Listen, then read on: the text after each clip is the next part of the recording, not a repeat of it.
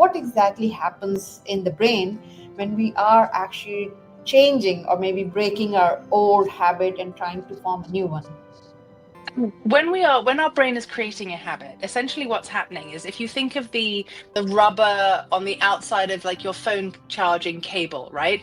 When you are repeatedly doing things in the same order, you are creating a connection between the neurons. And what's actually happening in the brain is, it's called myelination, is that you're basically sort of reducing the you're increasing the conductivity, so you're increasing the speed of the movement between the neurons, right? So the more you do something, the faster that happens. So that's what's essentially happening in the brain, right? And as I said, the beginning part of the habit and the end part of the habit is happening here.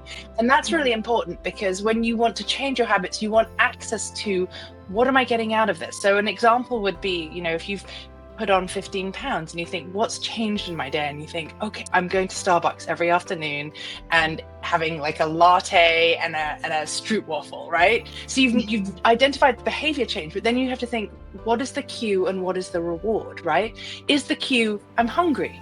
Is the cue, I need to move my body because I've been sitting at my desk for 3 hours? Or is the cue, I actually just want to talk to somebody because I've been at my desk writing and I just want to talk to another human, right? So then you can play with that. What happens if I bring in a Greek yogurt, a bag of almonds? What happens if I go for a walk around the block? What happens if I call a friend, right? And so you can start playing with it. So one of the things that's really important is to be willing to experiment yourself, right? And start to look at and really understanding the science of, you've got the cue and you've got the reward. So you may identify the behavior change, but where you're going to get traction, where you're going to get long-term change, is identifying why you're doing it and what's causing the behavior.